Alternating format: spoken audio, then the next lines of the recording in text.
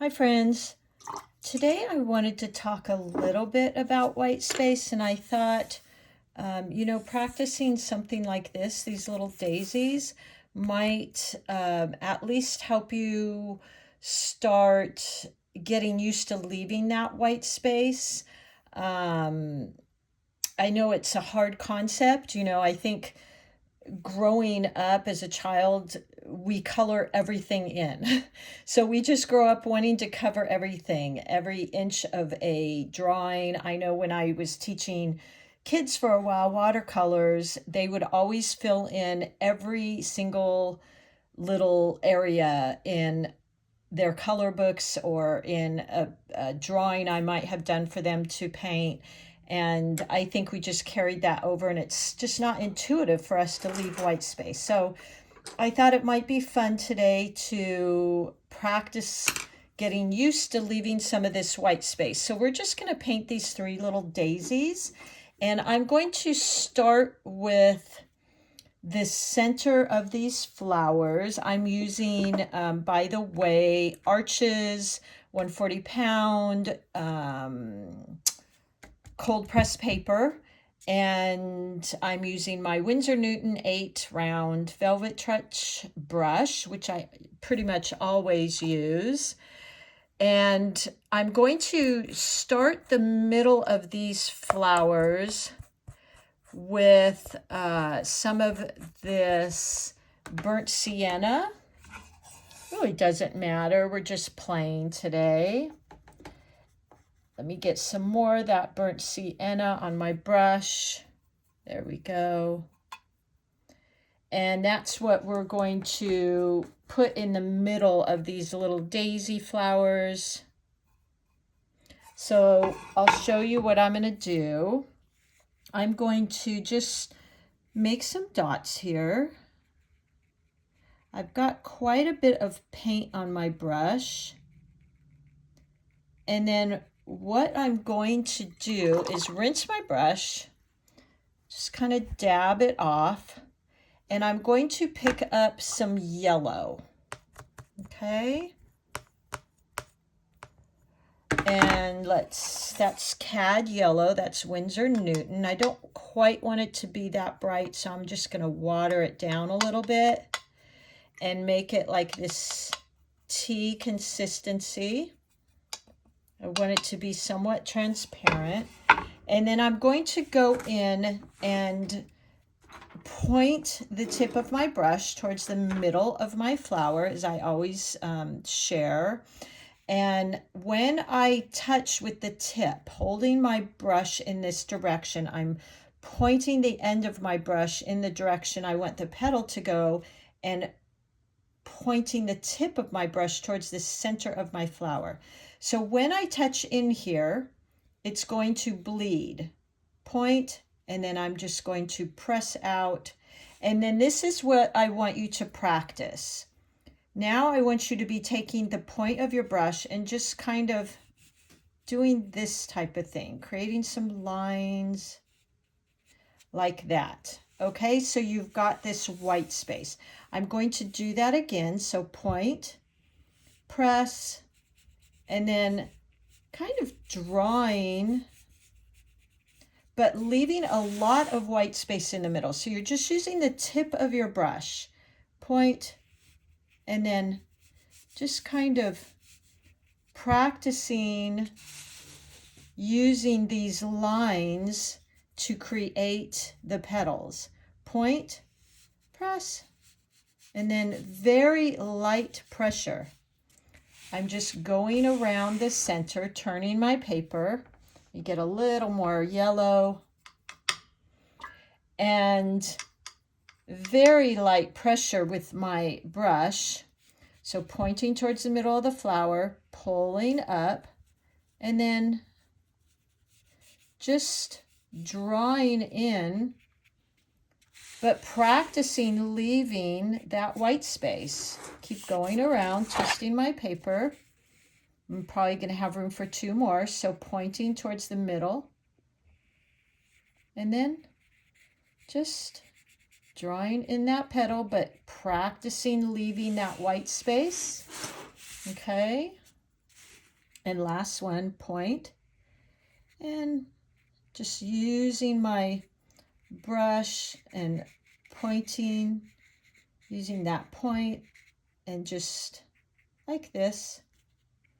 I think it's really fun look here. Okay, now let's go on to our second flower right here. We're going to go in again with that brown and just make the little circle in the middle with our points. This is burnt sienna, like this. Okay, and then rinsing my brush, just gently scraping it off on the side of my rinse jar or wash jar. And this time let's play with a little bit of this blue. This is Turquoise by Winsor Newton. Let me grab my palette here. Okay, and let's do the same thing. So we want to point in the direction of the flower, and when I touch in with the point, it's going to pull this brown like it did here into the flower. So point, and then come out, and then just, it's kind of like scribbling, okay? Like that. I'm going to wash my brush a tiny bit, and I'm going to do it again. Point, press, and I'm going to go right over this yellow petal. Get a tiny bit more paint, point, press, and just using the tip of my brush, I'm making these fun little petals. Okay, and I'm really encouraging the brown center to spread as much as it wants to. Now I'm getting a little bit more blue paint, but keeping it somewhat watery. And going again, pointing to the center of my flower, point, press a little bit. Okay, coming back to the center like that. Okay, let's do another one here. And this is just getting you used to leaving that white space. So point, press, just getting your mind used to, you know what, it's okay to leave that white space. It's really interesting, actually. I'm kind of liking it. Point, and I love, this is again what I love about watercolors. I love how this brown is blending into that blue. It's really pretty. So let's do one more petal here. Point, press a little, but we're really basically using the tip of our brush like this, okay? I might even go into those with a little bit more brown because I really like how it spreads. So I'm just tapping in, look at that. Isn't that pretty? And it's spreading out. Let's go into this one. There we go. So I really like that. I think that's really pretty. So let's do our last one right here. I'm picking up that burnt sienna again. I'm going to put it in my palette. Make sure I have the right consistency. And let's go in and put another flower right here. Just dabbing in. Making that center. Okay. And then I'm rinsing my brush, washing, rinsing. I might just scrape it gently on the side of my jar. And let's go in, let's see, let's use a purple color. Okay, so I'm picking up some of my violet purple. I'm going to kind of mix it with this blue. Now that's pretty vibrant, so I'm going to add a lot of water to that to lighten that up.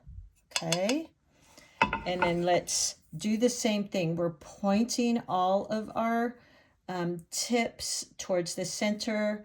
And when I touch into this burnt sienna, we're going to get this beautiful blooming and kind of spread. So point, press, and then let's do this.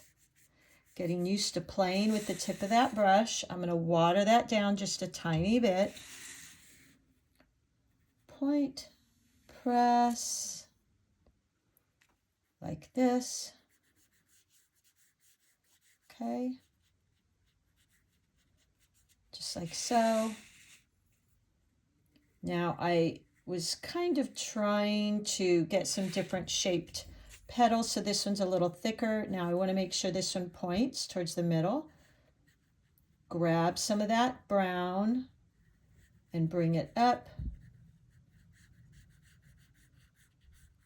like so. So I'm hoping your mind is kind of getting used to this concept of it's okay to leave white space. Let's go again. Point and coming out like so. And just using the tip of our brush. There we go. Okay. A couple more going into my purple paint. We're going to do probably 2 more here. Point, press, like so. And maybe even we could fit 2 more petals. Point towards the middle, press. And as you can see, I'm kind of going over these other petals. That's okay. I'm okay with that. I might just tap in with that darker purple in a couple places just to add some interest like that. Okay. And then let's do our last little petal here. Point towards the middle and come up. Just really lightly using the tip of my brush. So there you go.